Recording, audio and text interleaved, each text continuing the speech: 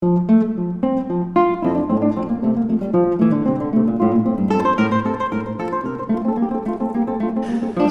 thank you. John made a nice announcement about this class right at the end of the service, and somebody asked me, does that mean I'm retiring, never going to teach again? It sounded a little bit like finality. I thought, is this a message? Am I missing something here? But I've mentioned before, I think most of you know my plan, Lord willing, and I live that long, to start back in the fall, and we will be doing the Gospel of Matthew. And I've budgeted 3 years, 28 chapters. So cover what, about 9 or 10 chapters a year, and that'll be plenty. And by the time I finish, if my arithmetic's right, I will just be turning 80 years old. So is that old? I don't know. But seems like it ought to be old, but I feel fine, So at this point, my plan is to just keep going. I don't know what will come next, but that's the idea. Anyway, this morning we're looking at a remarkable woman whose name was Gladys Aylward, A-Y-L, like Aylward.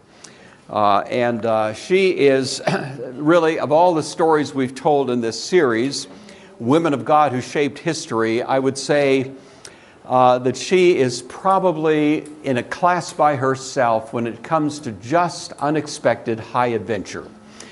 And so I hope that her adventure will inspire a little bit of that in us as well as we think about her life. The life verse that I've chosen for her, I think she'd probably agree with me on this, is from the Apostle Paul, chapter 1 of 1 Corinthians, in which he's writing to the Corinthians, and he says, God chose the foolish things of the world to shame the wise.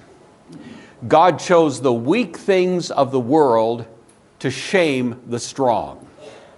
He chose the lowly things of this world and the despised things and the things that are not to nullify the things that are, so that no one may boast before him. That is a verse that not only deflates our egos a little bit, but at the same time inspires our confidence. And Gladys Aylward is a wonderful example of the truth of what Paul tells us there. So let's have a word of prayer as we get started, and we'll take a look at her life. Father, we're deeply grateful that you've given us the gift of this opportunity to meet together.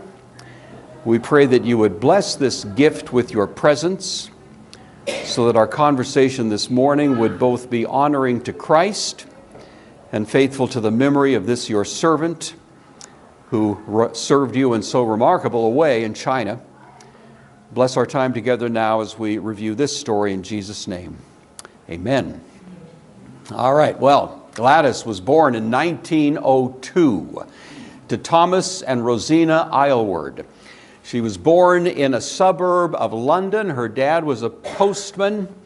She was not a good student, and she actually dropped out of school to become a housemaid. So that was the beginning of her remarkable career. She was reared in a Christian home, but she didn't really come to faith in Christ until 1927, when she heard a missionary to China preach, a young man who was home on furlough, and he preached an evangelistic sermon, but it was a sermon that described his experiences in China. And it's like she not only came to faith, but she came to a deep sense that God was calling her to China. So all at once, come to faith and go to China was the idea. Well, the most famous mission society at the time, the send missionaries to China, was the China Inland Mission. So she went and applied, but she failed the Bible test, and she evidently lacked the IQ to learn Chinese, which she was told is a very complicated language.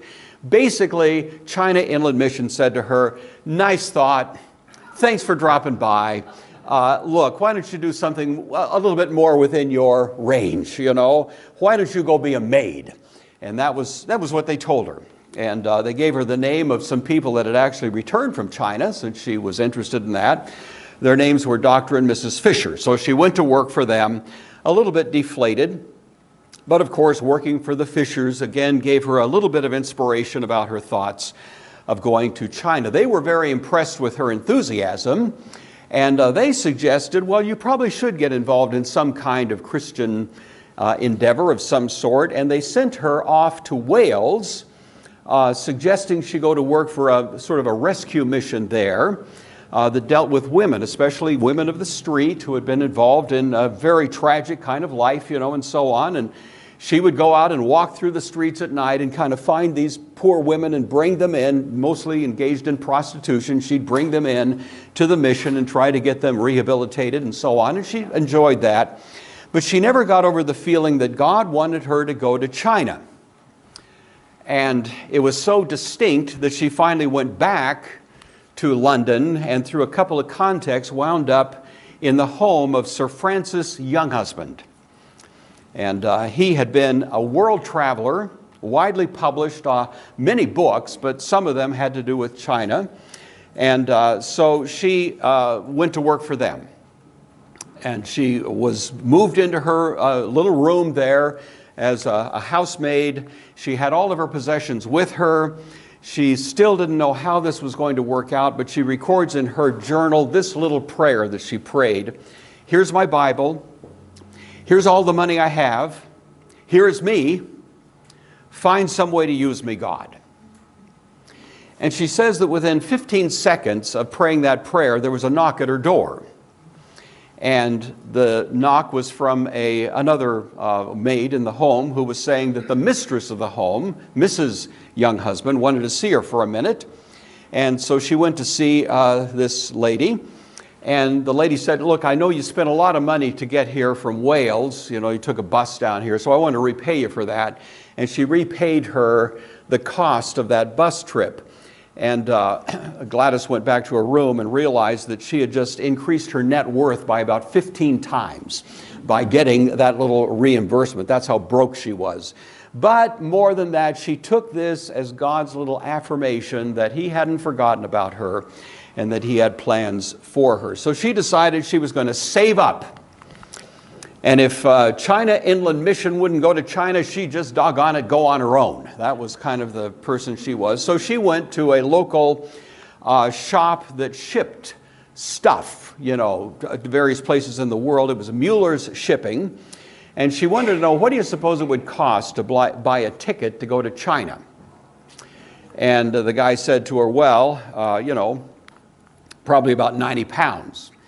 Now, I'm not all that good at conversions there, but I think that's a lot of money, from her point of view at that time in history.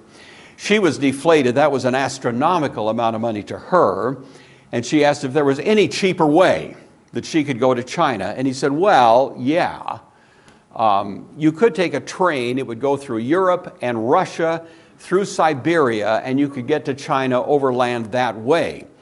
It would dump you in a little town in China called Tianjin. My pronunciations are going to be atrocious. So if you actually know how to speak these words, just have mercy, But anyway, they would land her in a place in China called Tianjin.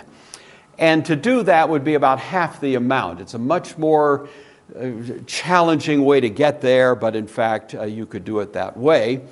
But he warned her there's a war going on between Russia and China, fighting war right there at the border. And so it's a pretty risky trip to make. Well, that's all she needed. So she opened an account at Mueller's and said she promised she would come in every week and make a deposit to this account, like a little savings account there. And when she accumulated the sufficient amount of money, then she would have him arrange for her to make that trip. She knew that if she was going to go to China and be a missionary, she needed to preach. She didn't know Chinese, of course, but she thought, well, she'd practice in English just for, see how it went. So she went to Hyde Park. Candy and I were in Hyde Park some years back. It's a beautiful place. And there's lots of room to preach, And so she found herself a little soapbox sort of thing, stood up, started preaching, to which 0 people paid attention, except a few hecklers who walked by and looked at her oddly, and and that was about it. So her preaching skills, at least at that point, were pretty limited. But nevertheless, she read books by her young husband and got a little bit of expertise on China. And finally, in 1930, remember, she became a Christian in 27. This is 3 years later now. In 1930, she had enough money on deposit there to make the trip. And so, and she also had the name of a missionary who lived in Tientsin named Mrs. Lawson. And this Mrs. Lawson was an older lady. She'd been a missionary there for many years, and she had learned through some mutual friend that Mrs. Lawson was ready to retire and was looking for somebody to replace her. And Gladys thought, that's me, I'm going to go and replace Mrs. Lawson in Tientsin. So that's what she did. She wrote a letter to Mrs. Lawson advising her that she was on her way and that she'd be there pretty soon. Never heard a word back, but anyway, off she went.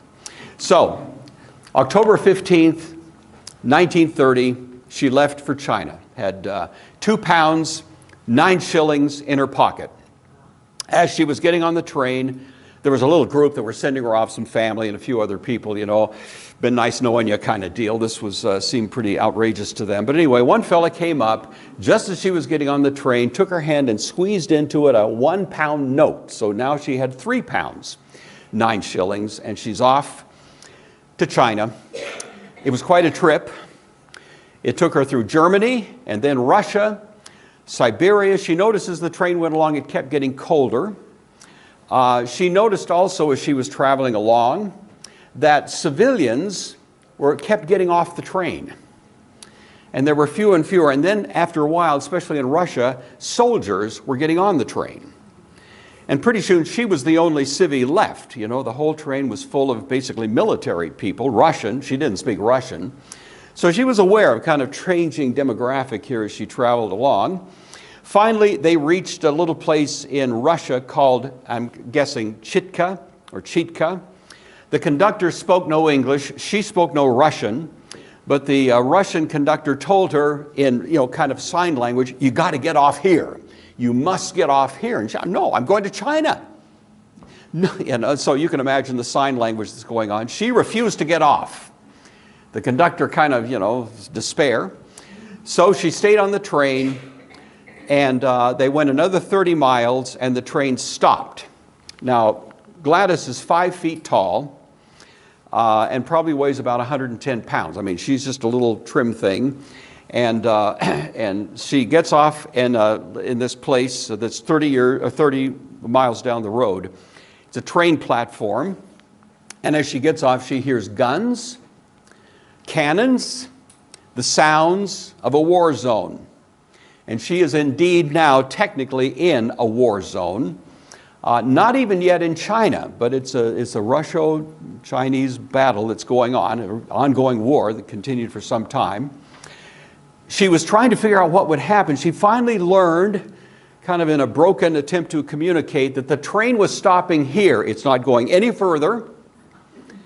The train will be parked here for about a month. And in this month, we're going to be taking on the dead bodies of Russian soldiers and the wounded. And once we've reached kind of a quota, we're going to head back to Chitka, where you should have gotten off 30 miles back, you see. So now she's stuck here. The only option she has is to walk 30 miles along the track back. This is in Siberia.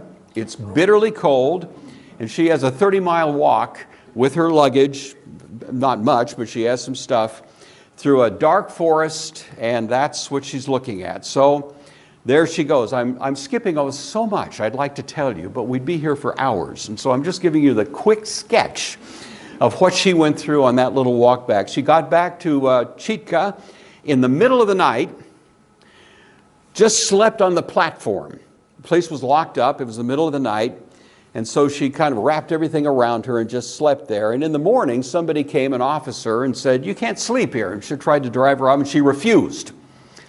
And she said no, she wasn't going to. So they arrested her and took her into a cold room in that little train station in Chitka. It was smelly. It was awful. They took her bags. All she had was her Bible. As she was hanging on to her Bible, there was a little note that fell out. She didn't know it was there. She put this in her journal later. The little note dropped out onto the floor. She picked it up, and it said, Be ye not afraid of them, I am your God. So she took heart. They took her into a room, told her to strip to her underwear. They frisked her. They didn't know, what to make of her, who knows. But these were Russians, and they looked at her passport where it said missionary, and they read machinist. Now, that's important because Russia was looking for factory workers, machinists, who would make munitions for their war with China. And whatever her intentions were, they thought that covers it. And so they were essentially strategizing how to ship her off, kind of in a hostage or kidnap situation, into this work in a factory somewhere in China. But so they gave her 2 tickets. Tickets that would leave here, Chitka, and take her to through a connection to a place in Russia called Vladivostok. Does that sound good? Vladivostok. She's basically lost her clothes. She has a Bible. She has a little tin full of stale cookies, and she's left with £1 note. That's the note that was given to her by that guy. She comes to Vladivostok. She sees a sign in English on a hotel. It's called the Intourist Hotel. There's a man who's standing there at the train station. I don't know that he was expecting her, but he recognized her. He spoke a little English. He was a Russian guy, but he spoke some English. And so he came up to her and kind of guided her over to the Intourist Hotel and gave her, basically arranged for her to spend the night there. But he was also looking at her passport and made the same mistake, said, oh, machinist, that was the idea. And she began to figure out that this was not simply an accident of language, that they were actually trying to twist her into a machinist and send her off to a factory. And the man took her passport, said he'd look it over, checked her into her room. She didn't have money to pay for the room, but she thought to herself, I'm going to worry about this later. I just want a good night's sleep, so she went into the room. But as she was going, there was a teenage girl, about 17 years old, who she's walking down a kind of dark hallway, and this teenage girl grabs her and says to her, you are in great danger. Now, this girl spoke perfect English and said to her, these people are going to kidnap you and take you to a Russian work camp. And, that's exactly what's going on. So obviously this was sort of maybe it happened more than we might have thought, but so she was aware of that. The woman said to her, this teenage girl said to her, you're going to hear a knock at the door in the middle of the night. You need to follow the man who's at the door, but you've got to get your passport back. And so there she is. So she went to the fellow, this English-speaking guy that had her passport, and said she wanted it back. And he said, well, they're still examining it, but I'll give it to you a little later. And so she went back to her room hoping that would happen. And indeed, he did come back a little later. And he held her passport out to her. And he said to her that he'd be happy to give it back to her, but he needed her to do a little favor for him. And if you're wide awake, you know what kind of favor he had in mind, And so she's holding the passport out, and she just kind of in a moment just grabbed it, threw it over her shoulder, and said, you can't touch me, God will protect me. Now, I don't know what tone of voice she used, but The man kind of laughed, started walking into the room, and she says in her journal, it was like something possessed him. And he turned around like a robot and walked out. So that was that. She had her passport. She looked at the passport. The word missionary had been scratched out, and the word machinist had been written down in its place. So it was a near miss. She waited through the night. About 2 a.m., there was a knock at the door. And she opened the door, and there was a tall man standing there. And all he said to her was, follow me. So she did, and she followed him down to the dock. And there that teenage girl was there once again.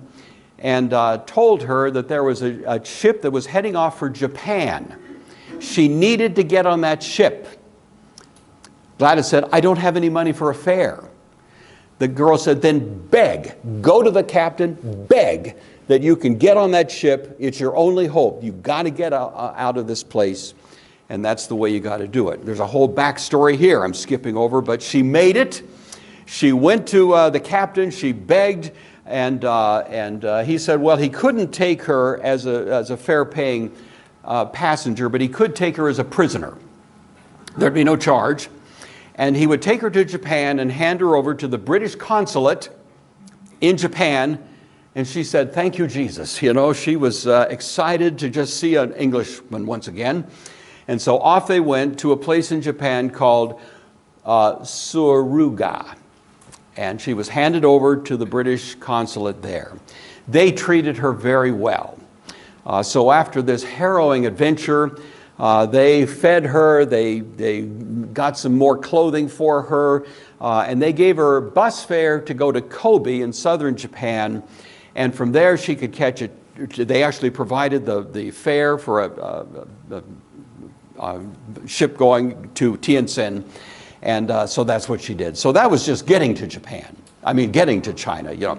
She arrived in China November 5th, 1930. It had been 21 days since she'd left London trying to get to China. All right, she arrives in Tientsin, has the address for Mrs. Lawson, is able to ask some people how to get there, and she finds the location, and they say, oh, Mrs. Lawson left some time back. Obviously, Mrs. Lawson had no expectation that Gladys was actually going to come, and she had just ignored it, hadn't even responded. She had gone to another place in China called Seichao, I guess. It's about a month away by travel. So to get there, it'll be a train and then a bus. It's going to take about 3 more weeks, and that's where Mrs. Lawson is. And so she was with missionaries there in Tientsin, and so they provided money for her to get the bus fare and the train fare, and I guess it was the transportation necessary, and off she went. 25 days in a rickety bus. It broke down several times.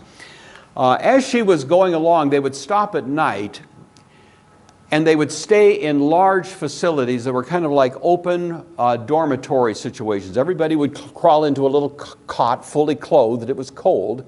And so she would just sleep there, and everybody slept kind of in this big room. But she noticed for the first time the phenomenon of foot binding. If you're familiar with that, where it used to be the case in China. If a woman had normal-sized feet, it was considered to be unattractive, and so they would sort of strap the feet into just a ghastly kind of torture almost, because it was supposed to make them look more feminine. I mention that because it becomes very important to our story later. So mental note, but she noticed it there.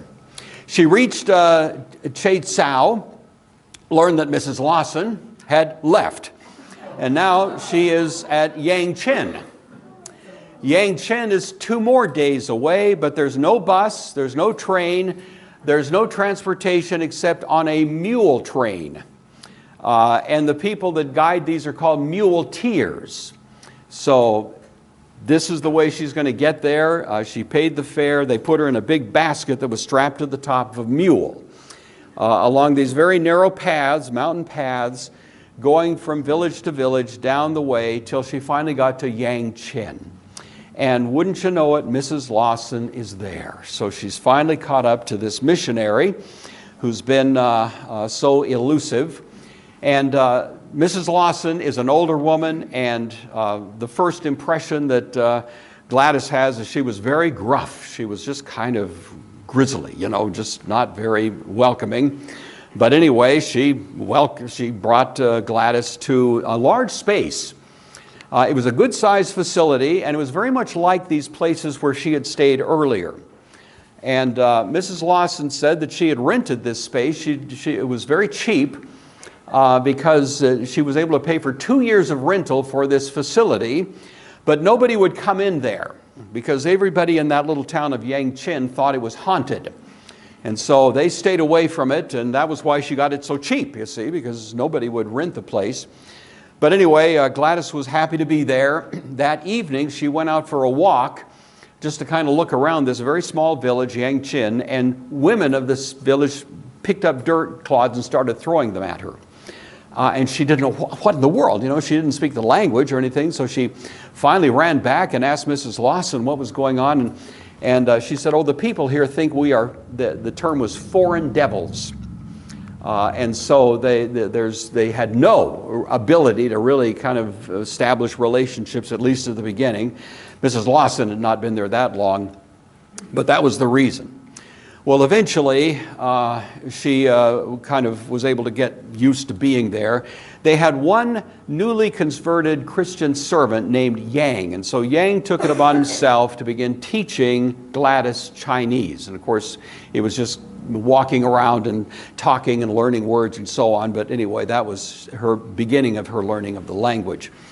At one point, Gladys saw a little cluster of people off in the distance, and she walked over. She thought maybe some local entertainment or something, and she walked over, and as she got there, she realized as she was arriving, this was an execution, and she actually was kind of drugged, you might say, to the very front of the thing and saw a man beheaded right there in front of her. She was horrified, had no idea that was about to happen, and she learned that this was on orders of the local governor who had virtually absolute power in that region, called the Mandarin. I'm sorry, I mispronounced it. The Mandarin. It looks like Mandarin, but the term was Mandarin. He was the local governor, and he had ordered this execution because this man had been caught robbing. He was a thief, and so he was executed for that. Gladys made mental note, never tangle with the Mandarin. I mean, he's obviously got a fair amount of power. She was there in the town, very little interest in the gospel, but one day Gladys kind of had a brainstorm. She'd been there about 6 months now at this point, and they were just trying to do what they could, but there was very little interest. But she thought about that mule train that she'd been on, and recalled that as they would travel from place to place, they would stay in these large facilities, just like the one that Mrs. Lawson had rented. And so Gladys thought, and she suggested to Mrs. Lawson, look, let's turn this into one of these facilities for the muleteers to bring their own, whatever they're carrying and passengers they may have, and we can make that kind of at least a beginning of some sort of ministry. And when people are here, we could feed them some meals, so we could read Bible stories to them, we could do something to at least kind of start getting some sort of traction. So Mrs. Lawson liked the idea, and they called this inn the Inn of 8 Happinesses. Now, you may have heard of a movie, if you've been around a while, called The Inn of 6 Happinesses. It had starred Ingrid Bergman. It was made back in the 50s. It was the life story of Gladys Aylward. It was a major Hollywood production. Why they changed it to 6 Happinesses, I don't know. Nobody does, but it was the story of Gladys. But the original inn was called the Inn of 8 Happinesses. It had that name because in Chinese lore there were 8 ways of being happy in life. It was a little bit of a mix of Buddhism and so on, and so they used something that would at least kind of have some local appeal, hopefully, and that's what it was called. They set it up in a few weeks. At first there was not much attention, but gradually these muleteers who were coming through would turn in, and sometimes they had a couple of passengers, and so that was that began to be kind of the beginnings of some sort of ministry there. Gradually, Gladys is learning a little bit of conversational Chinese. It's a tough language, but she's kind of picking it up along the way. About 5 months later, when she'd been there about a year, Mrs. Lawson had some sort of medical incident. Don't know if it was a stroke or something, but it definitely impaired her. She kind of lost her bearings, and at one point fell off a balcony about 2 stories, was injured. She survived a couple of days, and the doctor said there was nothing that could be done to keep her, and she died about 2 days later. So all of a sudden, now about a year into it, Gladys is there on her own. Mrs. Lawson is gone, the facility's there, the Inn of 8 Happiness is operating, but Gladys is, she's the one that's running the shop. That was fine. She could keep doing it, except she learned soon after that not only was it the rental of that facility necessary, but it was necessary also to pay annual taxes to this mandarin. And she'd never met him, and even the name kind of was scary to her, you know. And so she had no money. This was money that Mrs. Lawson could pay, but her finances were no longer available, and Gladys didn't have any.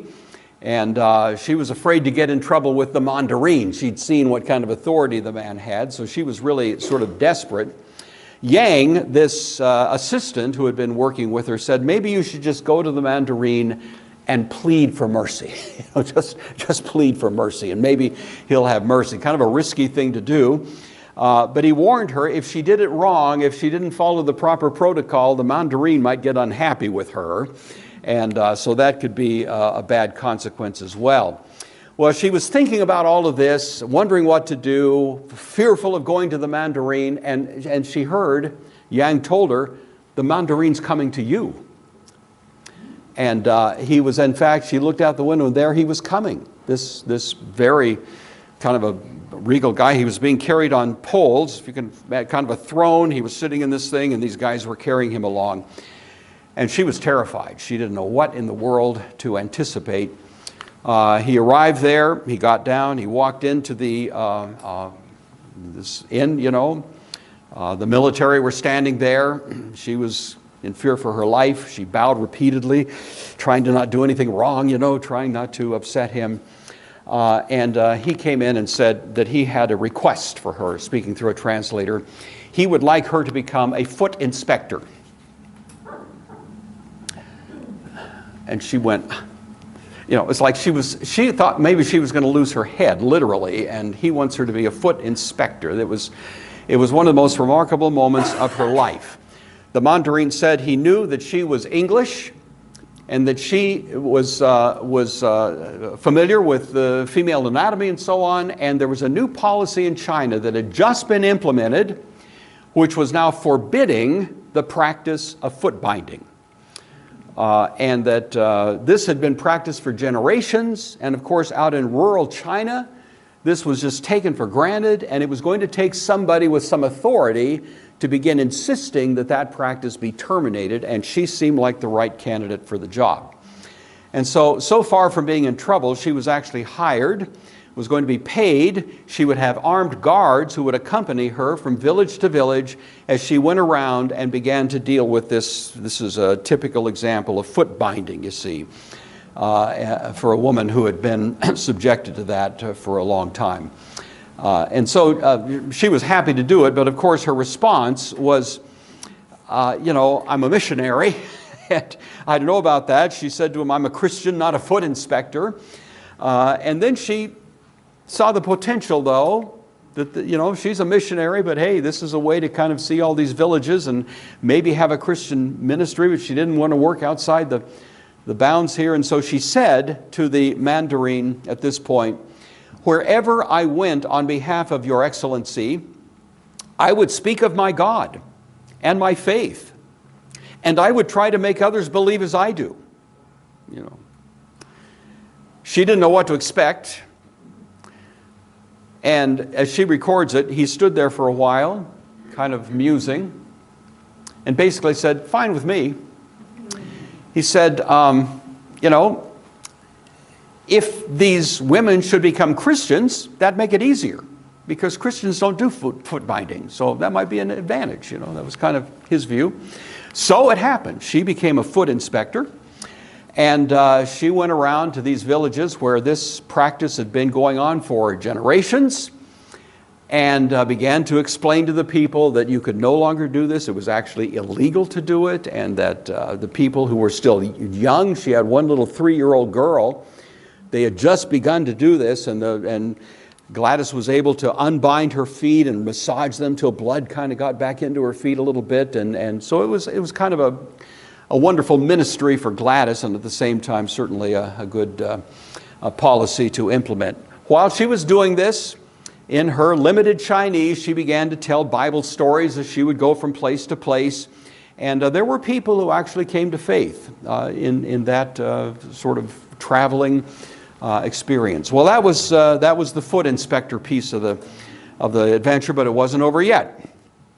About 2 years later, the mandarin, with whom she had become fairly well acquainted, they had a kind of working relationship now, said he wanted her to go to a prison that was not far away because there were riots that were being threatened. And he would like her to go and fix that. And she goes, you know, and so she's kind of mildly trying to protest. She still has a lot of respect for this guy. She says, well, just go talk to the governor of the prison. And so she went to the prison. She met with the governor. And he said, yeah, we would like you to go and keep these people from rioting. They're out in that courtyard, a lot of violence, and we know you can do the job. And she, what is it? You know, what do you think? And she said, they're probably going to kill me if I go in there, you know. And he said, this is what the governor said to her. He knew her by reputation. He said, with her complaint that they were going to kill her, no, they won't. You are always telling everyone that you have the living God in you. So how could they kill you? Made sense to him.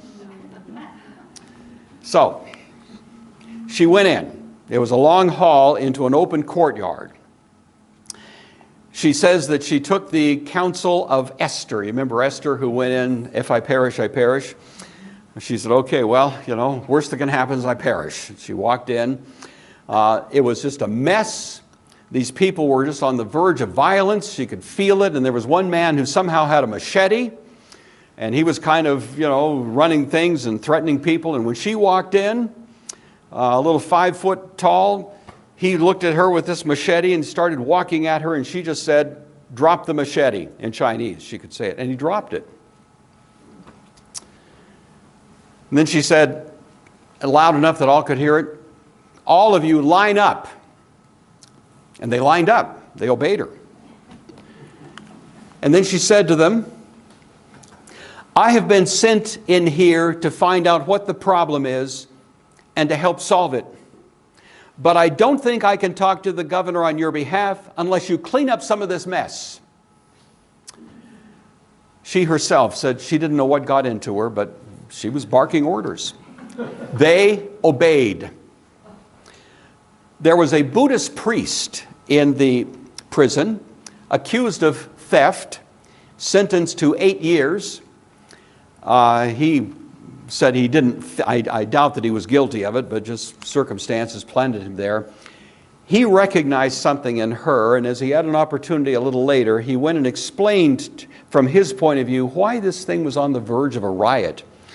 He said, the people in this place are cold, they're hungry. The only food we ever get is food that's brought by family and friends, and if family and friends don't bring food for a person, they starve to death in here.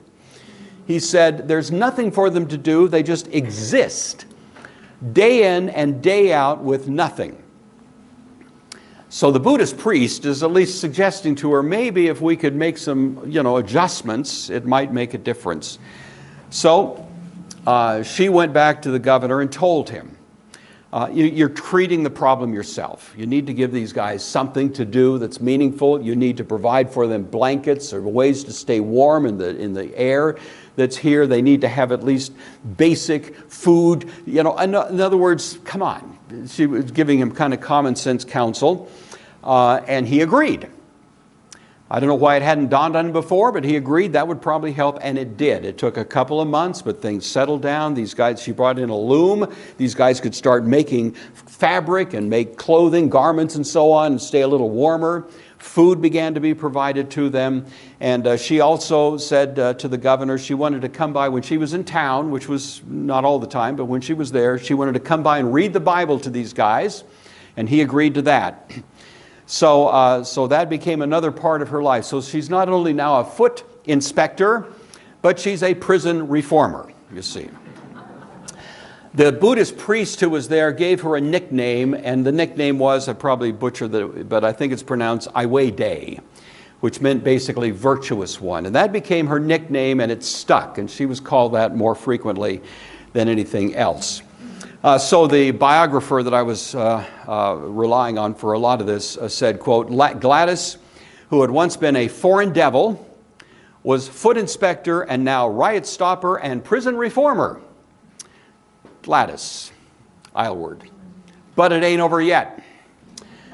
She was going to have a meeting with the Mandarin, and she saw an old woman sitting down at the end of a street or a block or something with a little child, evidently very hungry, starving little child behind her.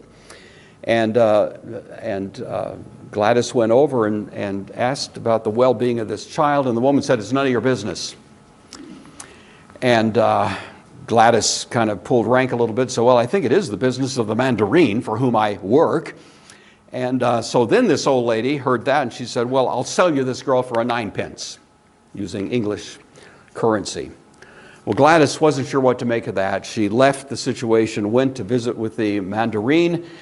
He told her that this was organized crime, that this child was probably going to be sold into prostitution, and that there were limited, at this point, organized crime was pretty powerful, and there were limits to what he could do even in that regard. He said, you're best off just to avoid her.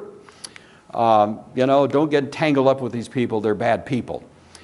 Gladys left. She went back, found the old woman, paid 9p, bought the little girl. Took her home, essentially brought her in to the inn, sort of like kind of a foster care kind of thing, I should say. They gave her the name 9p. So this little girl had now the name 9p because that was paid for her. After about a week or two, 9p is sitting there eating with Gladys, and 9p says to Gladys, could we each eat a little bit less today because there's a boy outside and he's really hungry, and she wanted to give some of her food to him, and maybe Gladys would help out. Well, when Gladys learned that, she went outside. They found him kind of over in the bushes, brought him in. They gave him the nickname Les because that was what brought him in, So now she has 2 foster kids. She didn't want to lose these kids. She became deeply bonded to both of them, but she knew the only way that she could protect herself against losing them in some kind of legal proceeding would be to become a Chinese citizen.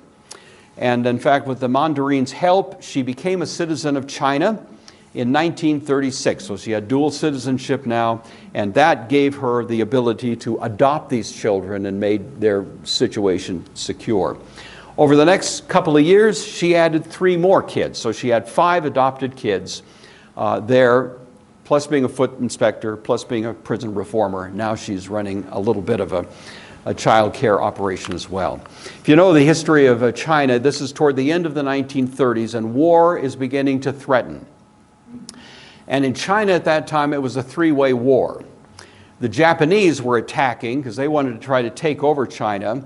This was the rise of Mao Zedong and communism, and then there were the nationalists. And so a kind of 3-way war. Everybody's trying to control.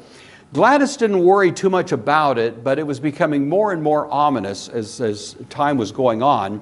And in fact, at one point, some Japanese planes flew over Yangqin and bombed the place, struck the building where Gladys was, and she was buried in the rubble. She wasn't injured, amazingly, but she was buried, no broken bones, no significant injuries. But she was stuck there for a couple of days, and finally, they were able to dig her out. There were some who weren't survivors. The children survived okay. About 9 people were killed in that bombing. And so she began to realize this could become more serious than she had anticipated. They were giving first aid to those that she could, but the advancing Japanese attack on China was becoming more and more threatening, and it was beginning to be clear that they needed to escape Yangqin. It was a little bit of a destination, and they were probably going to be attacked again. And so the Mandarin brought in Gladys, the governor of the prison, and some other people who were sort of influential in the community. And they made plans as to what to do. They decided the best plan was to abandon Yangqin, to bury the dead, and to just disperse to various locations and leave this place a ghost town. And so that was the plan that was adopted. Gladys had about 40 people, and she took them to a little town a ways away that was not even on the map. She figured that would probably be a safe place to hide out, so she had about 40 people with her, and they went to that place, and they were there for some time as Yangqin was once again subjected to some air attacks. After the dust had settled, this was after a while, and it seemed like things had quieted down, she got word from the mandarin that he'd like her to come back to Yangqin. And so he was going to have a kind of final dinner, to say goodbye to some people. And so he came and she came, and there were about 50 people there who were coming back to this dinner that was being put on by the mandarin. He got up and gave a speech and reconstructed it with something like this, addressing himself to Gladys. He said, "You came to this feast today because I invited you. And I have something very important to tell you. It's been nearly 10 years since Ai Day first came into our lives. How well I remember the first time we met. I went to her house to ask her for help with the foot binding problem, and she agreed to be my foot inspector. That was the first of many things Ai Day has done for me." And then he began to list all the things for which she had been responsible. He had prison reform, caring for kids who had been orphaned in the war and so on, not to mention the ones he had adopted, caring for women in childbirth, that sort of thing, and many other things I haven't even mentioned to you, but she had been quite an instrumental character in that town. The mandarin said she had been especially an advisor to the mandarin himself, and that he had relied on her counsel on more than one occasion. And finally, he looked directly at Gladys at this dinner gathering with all these people there, and he said to her these words, "Ai Day, my dear friend Ai Day, I have seen all that you are and all that you do. I would like to become a Christian like you." And she, of course, was stunned, as were most of the people there who were not Christians. But at this point, this was the clear intention of him, and indeed he did become a Christian shortly thereafter, was baptized and resigned his post as the mandarin, as he would have to do, but that was how deeply she had affected him. They stayed there for a while, kind of a makeshift hospital. The war drug on. They finally found a little bit of protection in a cave that wasn't far away where the injured people were gathering. The anguish of war, of course, you can imagine, with a three-way war going on, the loss of life was just tremendous, and many, many orphans were being created, and that became one of the main things that Gladys was involved in. When they came to Yangqin later, once again, they found that most of the people had fled, and she indeed decided that she would probably have to leave this place as well. There was an unexpected twist that took place because a British journalist came to China, sort of reporting on the war situation. His name was Theodore White, and multiple people told him, "Well, if you really want to know what's going on here, you need to go talk to that Ai Day." And so he went to some expense to try to find her, and he did find her. Now, he just happened to be a journalist for Time magazine. And so he sat down with her and got the story, and went back to Britain eventually, or in America. He was an American journalist, went back to America, and that was published. It was a major publication of her story in Time magazine in about 1940, roughly. It was read by millions, and she became famous overnight. She's living still in relative poverty in China, but back in America and England, she was one of the most famous people in the world. But nevertheless, she's still just trying to do what she can in the midst of this sort of war-torn situation. She was aware that Madam Chiang Kai-shek, his name, this is his wife. He was the nationalist Chinese, of course, fighting for control of China, eventually wound up in Taiwan, of course, later. Had an orphanage in which he was caring for many, many, many children, basically, in the upwards of millions of children that had been orphaned in this conflict that was going on. And Gladys was aware she had about 200 orphans under her care at this point. And she realized the best policy would be to try to get these kids to that orphanage that was some 100 miles away under the care of Madam Chiang Kai-shek. She had a fellow that was able to take them, so she sent 100 of them with this fellow. He successfully got the children to that orphanage. On his return trip, he was killed in the conflict, and so that fellow that had helped her out in that regard was no longer available, and she still had about 100 orphans on her own. To make matters worse, that article by Time magazine had fallen into enemy hands, and she was now a public enemy. She's a Christian. The Japanese hate her, the communists hate her.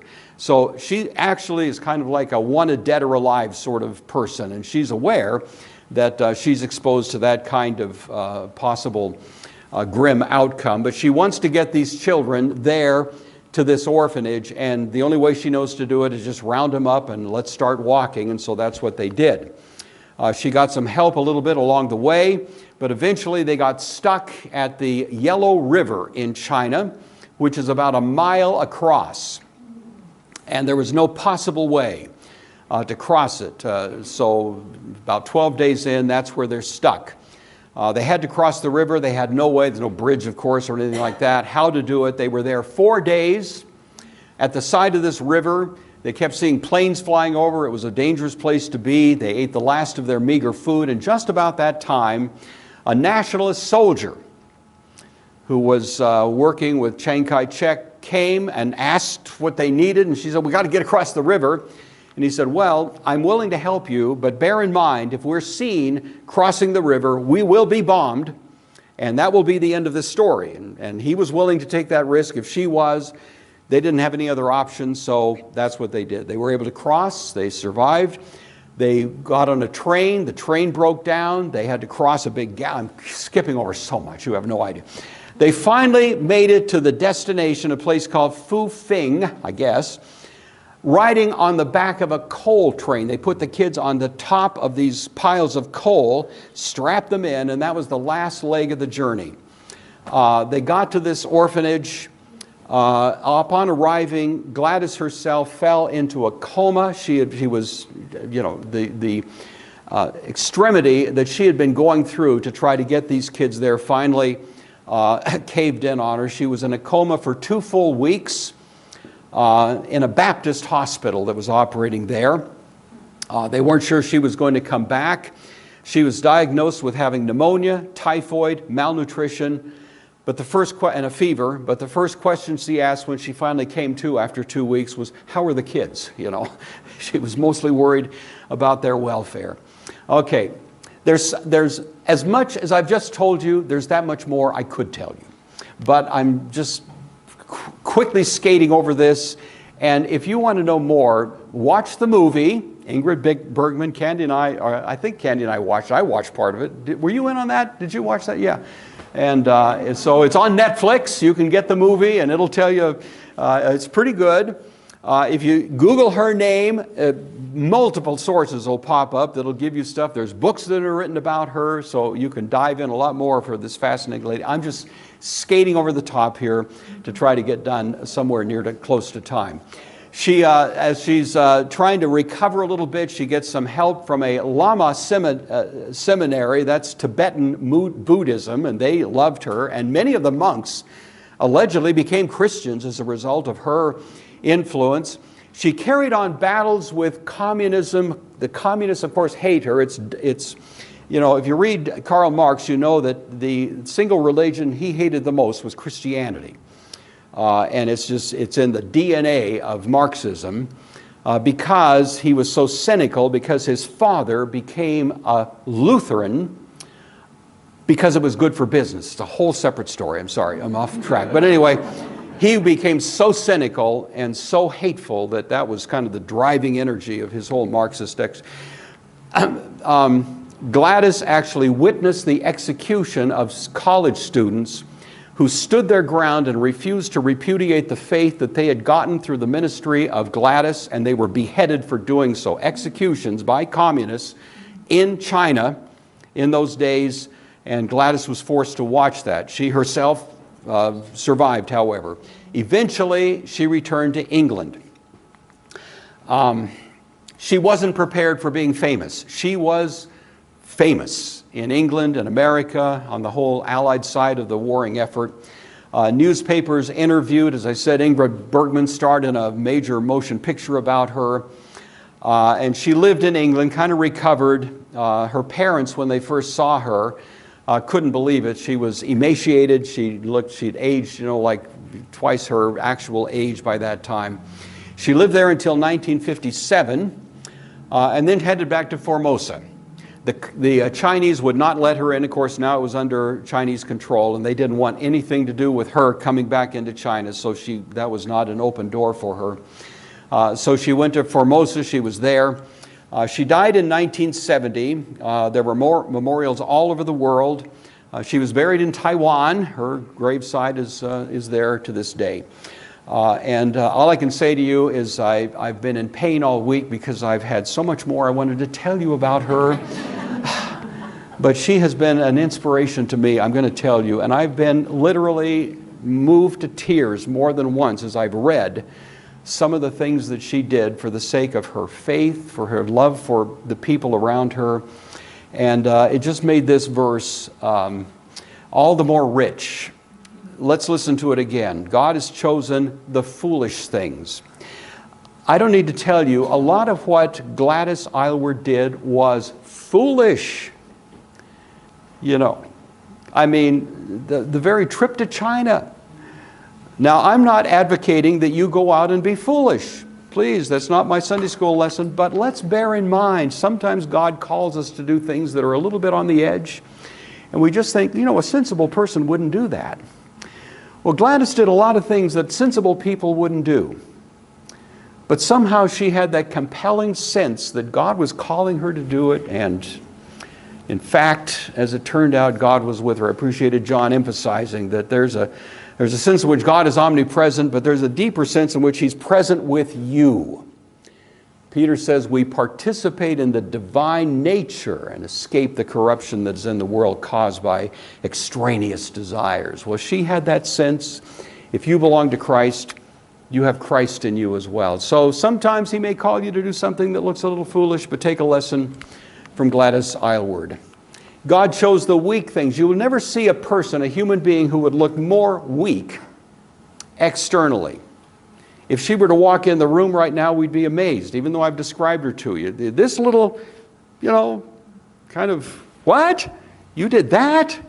But it wasn't her, was it? It was God's power.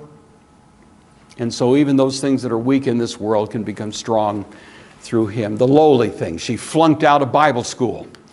Couldn't pass a Bible test. She'd never learned Chinese. She changed history, friends, and it wasn't because she was so brilliant, but it was because she trusted God and was willing to obey Him. And so I hope that gives you some courage, some sense of, God may call you to something like He's called all of us to something, hasn't He? And so this is a good inspirational opportunity for us to realize we worship the same God, and He can do some of those same things for us. Feeny, I'm done. Anyway, thank you. Thank you.